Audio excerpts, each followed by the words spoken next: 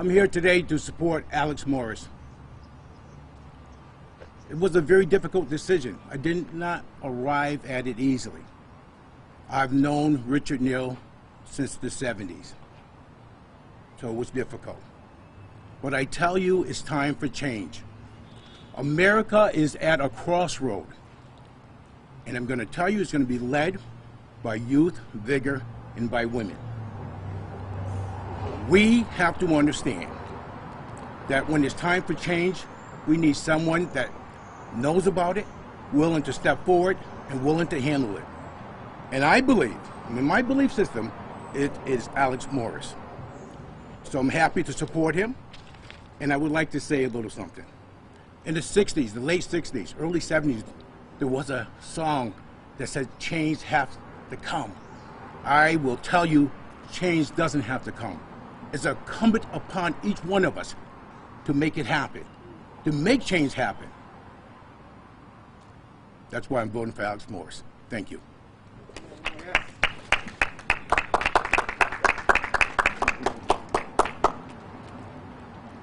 Good morning. I'm Gladys LeBron Martinez, someone who is actually endorsing and supporting Alex Morse. And you'll wonder why. I met this young man when he was around 15 years of age, as I was considering to run for school committee in the city of Holyoke. I did run and won the seat. What I saw was this young man advocating for the equality and education for our youth in our community. Not only that, he then worked in the organization that I currently work, helping our youth get employment opportunity.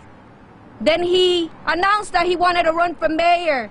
Today, he has increased the amount of Latino representation and representation in our commission. In addition, our youth are looking up to him as the opportunity to see how we can step up in our community when sometimes the same people are the ones representing us and no representation of other names or following the same names traditionally that happens in our country. And today I am happy to be here and say that I encourage everyone who knows the work he has done to get out and vote on Tuesday, September 7th from 7 a.m. to 8 p.m. If you have any questions, September 1st from 7 a.m. to 8 p.m. If you have any questions, don't hesitate to call the campaign or call any of us. Thank you.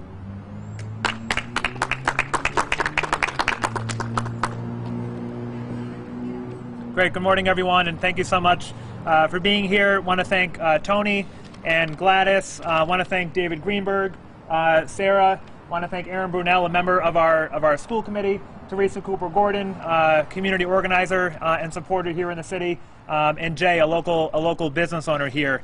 And it's so great to welcome you all here, particularly to this parking lot this morning. It was 9 years ago that I pretty much stood in this very part of this parking lot and declared victory over an incumbent mayor in the city of Holyoke back in 2011. We are in front of the same office in which we worked on my first campaign, in which I announced as a 21-year-old, again, against a long-term Democratic incumbent figure in politics here in Holyoke and in Western Massachusetts. It's in that very room I found out that I won the preliminary in September 2011 by one single vote. And in November 2011, when we made a decision here in the city that we were no longer going to embrace the status quo, but embrace change and a long-term vision for our community. And 9 years later, we've made tremendous progress in the city of Holyoke on a number of issues, from education to public safety, to opening up the doors of City Hall to people that have historically felt left behind and forgotten about. And I just couldn't be more proud of the campaign that we've built over the last 13 months, and we're now down to the final 4 days of this campaign, and we're, over the next few days, going to bring this message directly to the people of the 87 cities and towns in this district.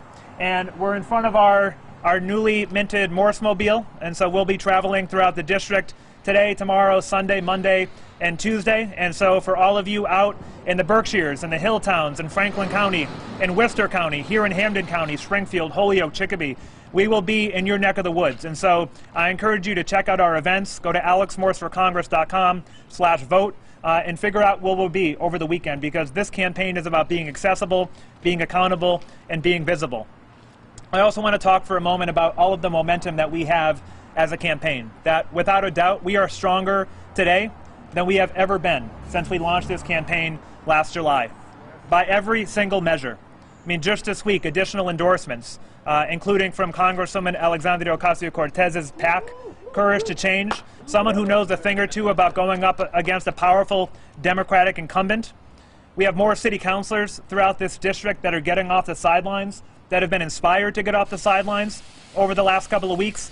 We now have 8 of the 11 city councilors in the city of Pittsfield, the vast majority, the 3rd largest city in this district, one of the highest turnout cities of this district, and the biggest city in Berkshire County. And what I have heard time and time again from city councilors and officials and just everyday people in Pittsfield and Berkshire County is that they're sick and tired of being taken for granted, of being forgotten about, of being ignored, not just by Boston, but by their member of Congress. Just yesterday, we were endorsed by the Daily Hampshire Gazette. I want to thank them for, number one, covering this race, and number two, starting to cover Holyoke in the news in a deep and thoughtful way. I also want to thank State Senator Jamie Eldridge, State Representative Jack Lewis, and I also want to thank Bob Massey and Jay Gonzalez, 2 former Democratic candidates for governor, supporting a fellow Democrat in a Democratic primary that knows a thing or two about what it takes to fight for everyday people, not for corporations. Just in the last 2 weeks alone, we've raised $600,000 towards this campaign. We are having the best fundraising month of our entire campaign. Just over the last few weeks, we've made over 300,000 phone calls and are on the verge of now hitting 1 million phone calls made to voters in this district throughout the duration of this campaign. We've had 20 events just over the last couple of weeks. I joined with Postal Service employees in Springfield, demanding that we take federal action to protect employees of the Postal Service and protect the USPS from the Republican Party and from Donald Trump. I joined with farmers at Farmers Market. I picketed alongside nurses at Mercy Hospital in Springfield, and I want to thank the Massachusetts Nurses Association for their support. It's no wonder that wealthy, overpaid hospital executives are supporting this congressman and the nurses on the front line without basic access to PPE that know a thing or two about why healthcare should be a human right are supporting this campaign. I mean, listen, 23,000 nurses across the state of Massachusetts unanimously voted to support our campaign against one of the most powerful Democrats in Washington, someone that is so proud of writing the CARES Act. Meanwhile, we have nurses at Mercy, at Providence Hospital, that are literally putting their life on the line, their family's life on the line, by going to work each and every day. And I will trust a nurse on the front lines more than I, again, will trust an overpaid hospital executive that will do everything they can to protect their friend. And so this argument, this message, this campaign, these differences could not be more clear. I mean, for those of you at home, I oftentimes hear, well, why would we want to give up one of the most powerful Democrats in Washington? Aren't we represented by the chairman of the House Ways and Means Committee? And ask yourself, what has that power meant for us? What has that power meant for us here in Holyoke and in Springfield? I mean, Springfield's still the asthma capital of the entire country. In the middle of a pandemic, we have hospitals closing, hundreds of inpatient psychiatric beds closing. I mean, dozens of cities and towns without basic access to broadband internet. Folks in northern Berkshire County still reeling from the closure of their only inpatient hospital. I mean, again, you have power, but Congressman Neal is actively abusing that power for corporations and for special interests. And we will not be losing power when we defeat Congressman Neal next Tuesday. We will be gaining power, because I'll be taking all of you to Congress and to Washington with me. And we're going to work together to make sure that health care is a fundamental human right. We're going to make sure we use our power together to reform our broken criminal justice system, to fight for a fair economy for working people from Holyoke to the hill towns. And we're going to make sure that we work together and use our power together to fight against the existential threat of climate change. And so we know what is at stake. Just take a close look at where Congressman Neal is getting money just over the last couple of weeks. From fossil fuel executives, from big gas, from big oil. He's still the only member of Congress in Massachusetts that refuses to sign on to the Green New Deal. But most importantly, we have a member of Congress that hasn't had a town hall in nearly 3 years. And so I don't care how much power you have. At the end of the day, it's time you show up, you look your voters and your constituents in the eye, you allow them to hold you accountable, and you show up in every single city and town in this district. And I pledge When I'm your member of Congress, you will see me. You will get answers from me. You may not agree with me in every vote that I take or every value that I hold, but I will always stand in front of you and tell you why I take those votes. I pledge to always be open and honest and transparent, as I have been not just these last few weeks, but throughout my time in public service and throughout my life. And so it's time we reject a member of Congress that has neglected us. And I said this to the congressman last week. The time we spent together on the debate stage was the longest time we've ever spent together since I became mayor of one of the largest cities here in the 1st Congressional District. And so we have 4 days left. We are powered not by big corporations or wealthy executives. We are powered by the people behind me. We are powered by the people in the city and powered by the people in every corner of the 1st Congressional District. This is a grassroots campaign.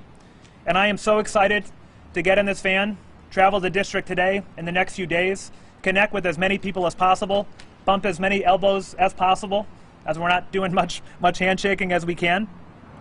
But people are fired up. Tonight, I invite the public, I invite the media to join us at our Get Out the Vote rally tonight at 7 o'clock with special guests. We'll be joined by Alex Rojas from Justice Democrats, Barshini from the Sunrise Movement. We also have Charles Booker, former Democratic candidate for Senate in Kentucky, who knows a thing or two about going up against a Democratic machine and a strong Republican. And so we have seen thousands of people sign up to volunteer in this final stretch. And so I encourage people to join us this weekend, sign up to knock on doors, to make phone calls, to join us at a visibility on Tuesday at your polling site. We have had an army of volunteers at the vast majority of early voting locations throughout the past week since early voting started on Saturday. We are people-powered. We are the only campaign that has had a presence throughout the district talking to voters as they exercise their democratic right. And I've said this often, it has been a complete honor of my life to be mayor of my hometown here in Holyoke over the last 9 years, and it will be the honor of my life to be your representative in Congress, to bring you to Washington with me, to make sure that we have the leadership, the representation that all of us, most importantly, all of you deserve. And so thank you again for your support. Let's lay it all out on the field over the next few days, and let's win this thing and send a strong message to the DC establishment, the Democratic Party establishment, the Springfield establishment, that it's time we return this seat to the people of the 1st Congressional District, not a small group of power players, not a congressman who wants to single-handedly pick his successor, a congressman that walked into this office without any competition nearly 32 years ago, that this isn't his seat, this is a people's seat. And that's the message that we're going to send on Tuesday night, that this is the people. And this will always be about the people of Springfield, of Holyoke, and the other 85 cities and towns in this district. And so thank you again. Let's get this done. Sign up. Go to alexmorseforcongress.com. And I look forward to seeing you throughout the weekend and most importantly, celebrating together on Tuesday night. Thank you so much.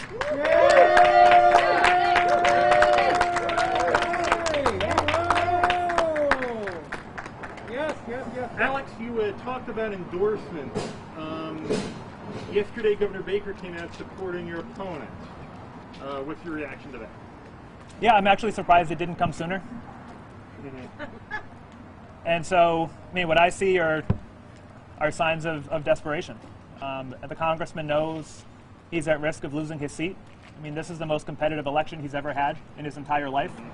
And we need to pull out the Republican governor a few days before the election. I think we both know what that means. But the substance of it, Baker being so popular. I will trust the people of this district to make their decision. This isn't up to the governor. This is up to the people of the 1st Congressional District. Yes, that's right. You've made repeated references to Neil wanting to pick his successor. Can you expand on what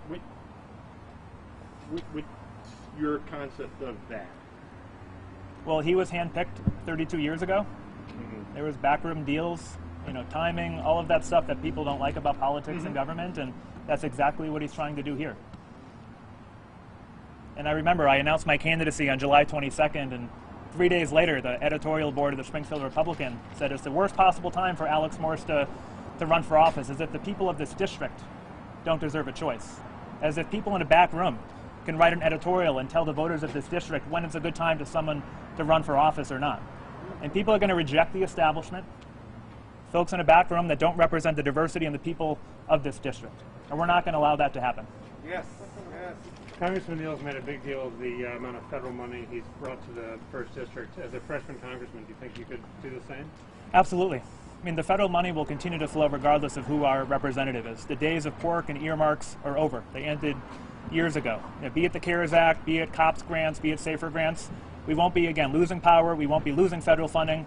We'll be gaining more attention. We'll be gaining more partnership. We'll be gaining more representation. We'll actually have a member of Congress that, when they do have power, aren't in a room convincing other Democrats to be against Medicare for all, or be in a room convincing other Democrats why we don't need a Green New Deal, or being in a room and convincing other Democrats as to why we shouldn't raise the corporate tax rate. So Congressman Neal, he may show up, but when he shows up, he's actually using his power against the working people of this district. And so we won't be losing power. Again, we'll be gaining power, influence, and representation. You said you would have voted against the CARES Act.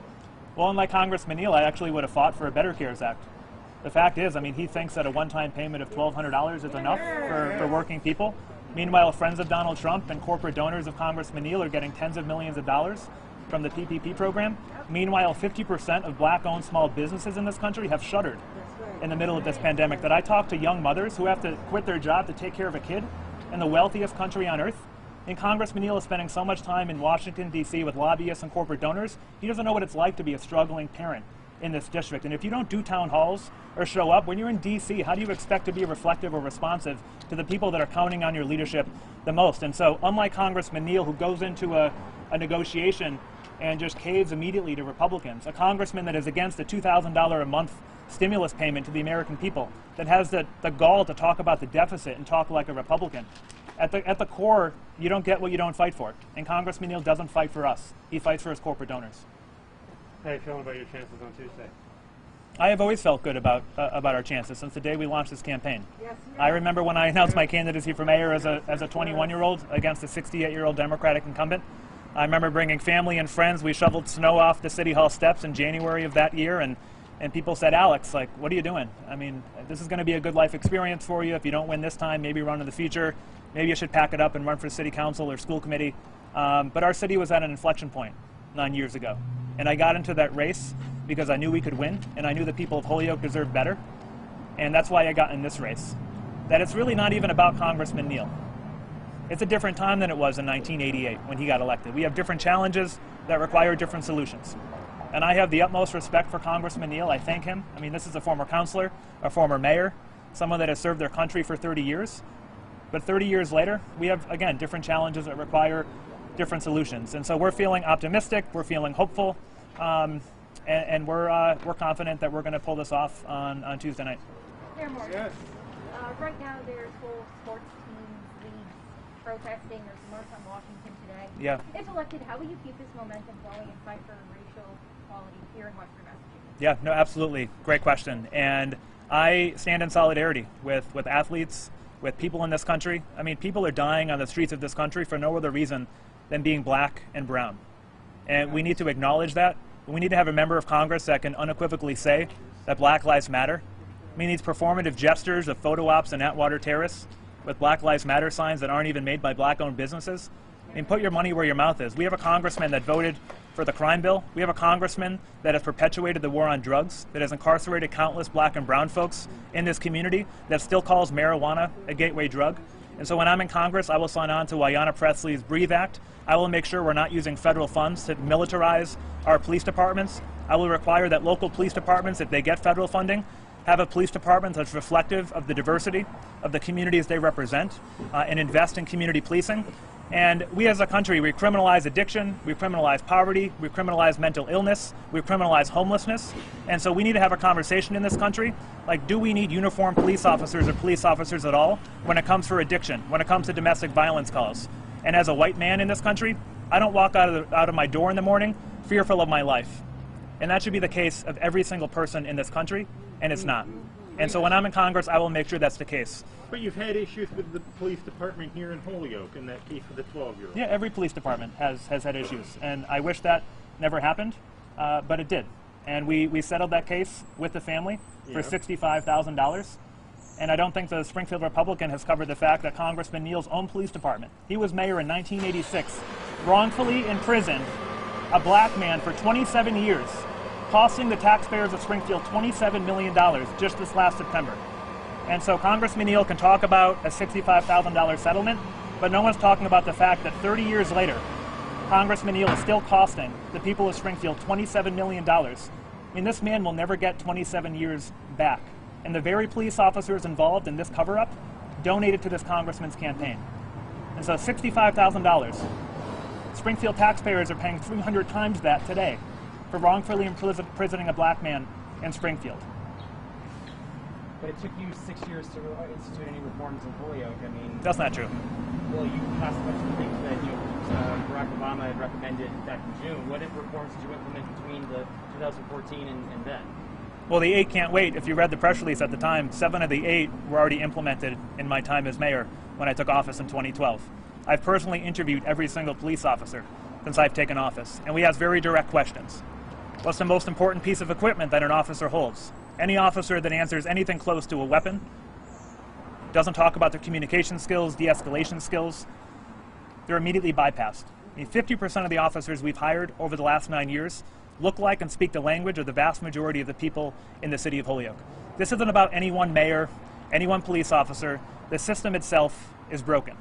And so I'm the first to acknowledge that our department has more work to do, and it's exactly why I'm running for Congress.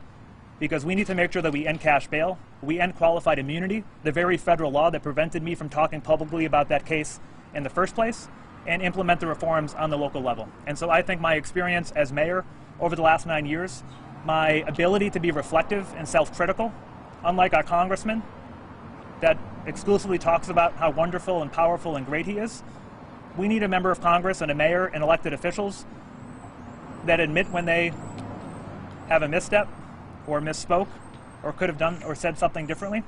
And I will do that and learn from that experience and be as responsive and effective as possible when I'm in Washington. How did qualified immunity keep you from being able to speak about it? Because it makes cities automatically parties to these lawsuits. And when there's ongoing litigation, we're unable to speak to that. But qualified immunity is a legal doctrine. It's not a non-disclosure agreement. Well, there was never a non-disclosure agreement. It was a settlement. And if you know a thing or two about a settlement, the city isn't admitting wrongdoing, nor is the family. And so the family made a decision to not move forward with a trial and have a settlement given the facts of the case. And in my 9 years as mayor, not a single officer has had to fire a shot because of our investments in de-escalation training, because of our investments in implicit bias training. Our police officers aren't signing up to militarize our streets, to lock people up, to walk around waiting for a call. They're on bike patrol and foot patrol. They're at the Boys and Girls Club. They're playing hoop with young people in our city. And so, yeah, we still have more work to do. I think all mayors and cities do. And this is a much larger conversation than just what's happening here in Holyoke. And in a district and in a community, you're not reading about Holyoke being one of the worst police departments in the country, cited by the Department of Justice. You're not reading about a mayor that is trying to secretly reinstate white officers that brutally beat black folks outside of Nathan Bill's. I mean, you're not reading about me firing an officer of color for posting in support of Black Lives Matter. And so I will acknowledge my, things that I may have been able to handle differently. But, I mean, the egregious examples of racism and police brutality. I mean, I went to the Black Lives Matter march in Springfield, outside the police department, like dozens of police officers and military equipment and masks. And when it happened in Holyoke, I mean, I went to City Hall and I marched with people in the red. And guess what? When they got to the police department, you didn't see a single police officer. And that was my directive. Because we want to make sure that people can peacefully walk and march without a police department that intentionally fuels the flames and gets people riled up. And that's what's happening all across our country. And so, yeah, the buck does stop with me. And I told my chief and I told our officers, move out the way. Let the people march. Because rioting is the voice of the unheard in this country, and it's happening here in Holyoke, and it's happening in Springfield, and in every corner of the United States. Yes. But you're not running against Dom Sarno. I'm running against Richard Neal. I'm running against Dominic Sarno. I'm running against Charlie Kingston. I'm running against Ray Jordan. I mean, we're running against the boss politics of Springfield. So.